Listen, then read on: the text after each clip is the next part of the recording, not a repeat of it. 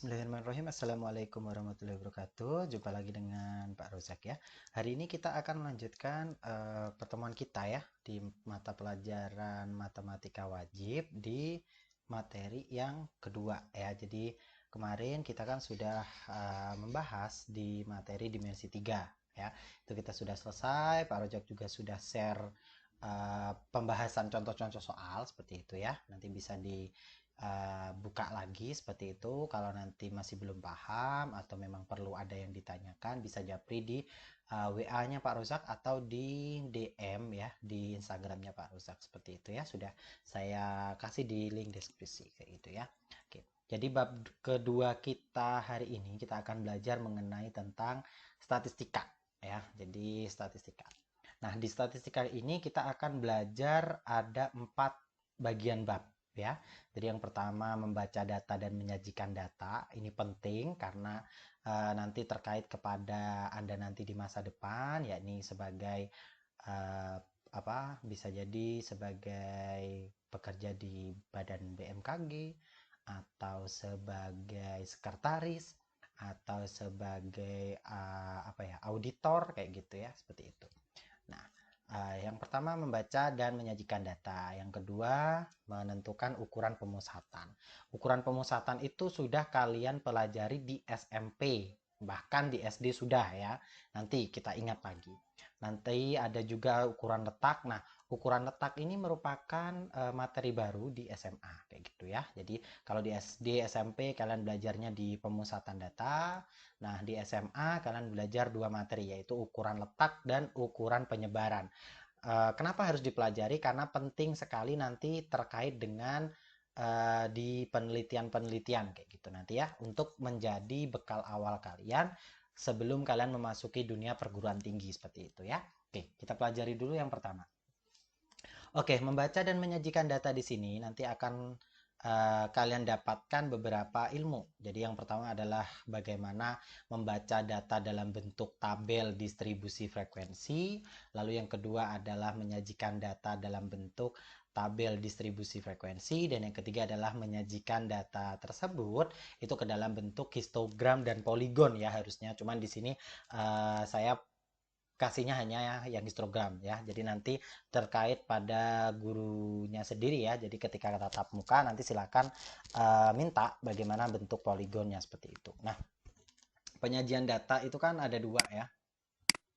Kalau kalian di SMP itu yang kalian sudah pelajari adalah tentang data tunggal ya. Nah, di SMA nanti kalian akan belajar di data kelompok. Nah, data kelompok ini nanti yang dikaitkan dengan tabel distribusi frekuensi seperti itu ya. Nah, kalau data kelompok itu biasanya sampelnya itu sudah lebih dari 40 ya. Oke, seperti itu. Nah, sekarang kita belajar ya caranya membaca data kayak gitu. Nah, di sini disediakan data mengenai jumlah penduduk menurut kelompok umur dan jenis kelamin di Kabupaten Klaten pada tahun 2015 ya. Jadi population by age group and sex in Klaten Regency 20 and 15 ya. Oke. Ini umurnya, age-nya, lalu jenis kelamin laki-laki atau male, wanita atau female, lalu ada jumlah atau total begitu ya. Lalu yang di bawah itu adalah total perempuan, total laki-lakinya, lalu total keseluruhannya kayak gitu ya. Yang ini kan total keseluruhan jelas ya. Oke. Nah, dari tabel distribusi frekuensi tersebut atau di atas diperoleh beberapa data ya. Jadi yang pertama adalah jumlah penduduk Kabupaten Klaten ya. Pada tahun 2015 ada 1.158.795 jiwa yang terdiri atas 568.780 jiwa adalah laki-laki dan 590.015 jiwa adalah perempuan ya. Dapatnya dari mana Pak? Dapatnya dari sini. Ini total keseluruhan, lalu ini adalah total untuk jenis kelamin perempuan, ini adalah total untuk jenis kelamin laki-laki seperti itu ya. Lalu jumlah penduduk balita itu berarti yang di bawah 5 tahun ya. Di bawah 5 tahun berarti yang kita baca adalah umur atau age-nya itu pada rentang 0 sampai 4 tahun ya. Jadi totalnya adalah 87.000. 839 seperti itu ya. Seperti itu. Jadi data-data kesimpulan dari A sampai E ini merupakan kesimpulan yang didapat dari tabel seperti itu ya. Oke. Nah, sekarang ada latihan soal ya. Latihan soal ini bisa kalian kerjakan di pause dulu kayak gitu. Kalian kerjakan di kertas, nanti dicocokkan seperti itu ya. Oke. Soal yang pertama adalah berapakah jumlah penduduk laki-laki ya, penduduk laki-laki pada usia 15 sampai 19, mohon maaf. Berarti di sini ya. Oke, berarti itu jawabannya ya. 45.091 ya, 45.091 orang. Lalu berapakah jumlah penduduk usia wanita pada usia 30 sampai 34 dan usia 40 sampai 44. Jadi ini nanti ada dua jawaban ya, untuk yang ini sendiri begitu. Nah, selebihnya kalian kerjakan sendiri. Oke? Oke, jadi itu tadi adalah cara membaca seperti itu ya. Nah, sekarang bagaimana cara kita kalau kita punya data mentah begitu ya, lalu kita pengen bentuk dia dalam tabel distribusi frekuensi. Tabel distribusi frekuensi itu bentuknya kayak apa sih, Pak? Kayak ini tadi, Nak, ya. Jadi modelnya kayak gini. Apa ini? Interval kayak gitu ya. Itu ciri utamanya. Jadi unsur-unsurnya dari tabel distribusi frekuensi itu ada sekitar berapa nih? 1, 2, 3, 4, 5, 6, 7, 8 ya. Ada 8 lah sekiranya ya. Nah, yang pertama itu adalah kelas. Nah, kelas atau interval yaitu kelompok nilai yang ditulis dalam bentuk interval. Jadi kelas itu yang ini loh, Nak. 0 sampai 4 ini dinamakan kelas pertama. 5 sampai 9 ini dinamakan kelas yang kedua, kayak gitu ya. Oke. Lalu yang kedua atau yang ke B adalah batas bawah kelas, atau kebiasaannya Pak Rusak tingkatnya kalau di kelas BB kayak gitu ya. Jadi batas bawah ya. Batas bawah itu adalah nilai data yang terletak di sebelah kiri untuk setiap interval.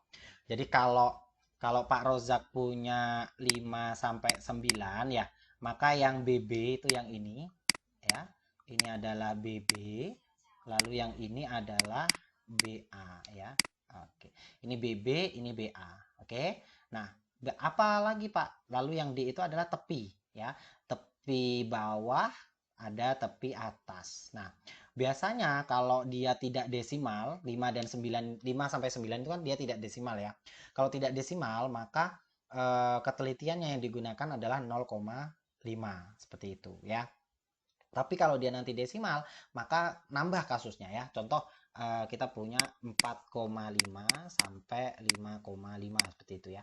Maka nanti ketelitian yang kita pakai untuk kondisi yang seperti ini ya, ketelitiannya yang kita pakai adalah 0,05 begitu ya.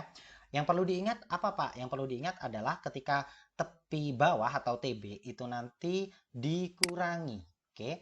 Lalu kalau tepi atas kita tambah ya. Jadi kalau tepi bawah itu kita kurangi dengan 0,5. Ini saya bicaranya yang tidak desimal ya. Lalu kalau tepi atas kita tambah dengan 0,5 seperti itu. Oke. Jadi otomatis kalau kita mau cari yang ini anak ya. Kalau kita ingin cari tepi bawah begitu ya, tinggal 5 dikurangi 0,5 ya. Jadi Jadinya adalah, sebentar ya, saya ambil penghapus dulu. Jadinya adalah berapa? Iya, 4,5 ya. Berarti yang ini tepi atas ya. Tepi atasnya berarti otomatis kita tambah dengan 0,5 ya. 9 tambah 0,5 berarti akan menjadi 9,5 begitu ya. Oke. Itu yang perlu diingat seperti itu. Nah, sekarang titik tengah XI. Biasanya kalau Pak Rozak ngajar, titik XI atau titik tengah itu kita nyingkatnya adalah titeng ya, titik tengah begitu ya. Titik tengah itu adalah batas bawah ditambah batas atas kamu bagi 2 begitu ya. Batas bawah ditambah batas atas kamu bagi 2 begitu ya. Atau tepi bawah, tepi atas kamu tambah baru dibagi 2 seperti itu ya. Nah, lalu banyak kelas. Banyak kelas itu gimana, Pak? Banyak kelas itu yang ini loh, Nak. Ini kelas 1, kelas 2, kelas 3, kelas 4, kelas 5. Nah, ini diaturnya nanti. Itu namanya banyak kelas ya. Banyak kelas itu kita punya rumus ya. Ini rumusnya sudah baku ya, Nak ya. Rumusnya sudah baku. Jadi rumusnya adalah K itu adalah banyaknya kelas, itu adalah 1 ditambah 3,3 kali logaritma N. N itu apa? N itu adalah banyaknya data yang kita miliki kayak gitu. Oke. Lalu yang terakhir adalah panjang kelas ya. Panjang kelas itu didapat dari pengurangan antara tepi atas ya, tepi atas dikurangi tepi bawah. Itu panjang kelas. Panjang kelas itu bisa P, bisa I ya, tergantung. Atau kalau kalian pengen lebih mudah ya, panjang kelas itu triknya adalah begini. Kalau Pak Rozak triknya ya. Ini kamu ambil dua kelas ya, atas dan bawah begitu. Nah, lalu jaraknya ini berapa? 10 ke 5 jaraknya berapa? 5 ya. Otomatis panjang kelasnya adalah 5 seperti itu ya. Lanjut. Nah, ini ya, ini adalah contoh jenis tabelnya ya. Jenis tabelnya. Jadi yang pertama tentukan apa dulu? Range-nya dulu ya. Range itu apa, Pak? Range itu jangkauan. Jadi jangkauan itu didapat dari X max ya. X max itu adalah nilai tertinggi begitu ya. Lalu dikurangi dengan X min. Jadi nilai terendahnya seperti itu. Nah, lalu tentukan banyak kelas. Banyak kelas tadi rumusnya K ya. K adalah 1 ditambah 3,3 kali logaritma N. N apa Pak? N adalah banyaknya kelas. Seperti itu ya. Nah, lalu penentuan panjang kelas. Panjang kelas itu ya, rumusnya adalah panjang kelas atau P ya. P itu adalah jangkauan dibagi dengan banyaknya kelas ya, seperti itu. Atau kalian bisa pakai yang tadi Pak Rosa katakan ya, bisa pengurangan dari tepi atas dikurangi tepi bawah. Itu bisa dipakai ketika kita sudah tahu tabelnya. Tapi kalau kita nggak punya tabelnya, berarti kamu pakai rumus yang ini ya, nak ya. Jangkauan dibagi dengan banyaknya kelas. Oke, seperti yang ini tadi ya. Baru setelah itu menentukan interval kelas ya. Di panjangnya berapa kayak gitu nanti. Terus buat tabelnya seperti ini ya. Oke, good. Nah, tabel distribusi frekuensi relatif, FR ya. Frekuensi relatif itu rumusnya seperti ini, nanti persentase bentuknya. Lalu ada juga tabel distribusi frekuensi kumulatif. Nah, dari tabel distribusi frekuensi kumulatif atau FK ya. FK itu nanti ada dua, ada FK kurang dari ya, ada FK kurang dari dan FK lebih dari ya. Nah, seperti ini. Nah, kalau FK kurang dari itu berarti di totalnya ke bawah. Jadi total keseluruhannya pasti di bawah. Tapi kalau FK kurang dari, sorry, ini yang lebih dari ya, nak, yang sebelah ini, sorry. Ini yang lebih dari, sorry, ini salah ketik ini. Ini yang lebih dari, oke, lebih dari. Kalau yang lebih dari itu totalnya dia di atas, ya, itu yang lebih cepat. Lebih singkatnya seperti itu teorinya. Tapi mana Pak yang lebih sering kita pakai? Yang sering kita pakai nanti yang ini. Ya, yang FK kurang dari. Oke. Good. Nah, sekarang menyajikan data atau tabel tersebut dalam histogram serta poligon ya. Histogram dan poligon itu biasanya dijadikan satu biasanya. Tapi kalau kalian ingin pisah juga nggak masalah ya. Oke. Histogram dan poligon itu caranya adalah kita pahami dulu ya teorinya. Histogram adalah diagram yang terdiri dari batang-batang yang saling berhimpit. Otomatis kalau dikatakan histogram itu harus berhimpit, maka yang dipakai otomatis adalah data-data yang terkait dengan tepi ya. Nah, terus terkadang pada sumbu mendatarnya dituliskan tepi interval kelas atau titik tengah ya. Sedangkan poligon adalah gambar garis yang menghubungkan titik tengah daripada setiap kelas interval pada sisi di atas histogram yang berdekatan. Seperti itu ya. Oke. Oke, sampai di sini dulu. Materi yang selanjutnya tentang ukuran pemusatan data. Nanti kita akan belajar mengenai mean atau rata-rata ya, atau average kalau kalian pakai Excel ya. Nah, lalu modus dan median. Nanti akan Bapak ajarkan juga mengenai bagaimana perhitungan data-data ya, ukuran pemusatan data ini dengan menggunakan aplikasi yakni di Excel ya, Microsoft Excel. Nanti akan Bapak kasih seperti itu. Oke, sekian dulu materi kita tentang penyajian data dan cara membaca data seperti itu. Jumpa lagi di minggu depan ya dengan materi ukuran pemusatan data. Jangan lupa tetap patuhi protokol kesehatan dari pemerintah ya. Jangan lupa cuci tangan, pakai masker, dan gunakan hand sanitizer ketika sudah sampai di rumah atau dari mana saja. Seperti itu ya. Sekian dari Bapak. Mohon maaf jika ada salah kata. Assalamualaikum warahmatullahi wabarakatuh. See you next time.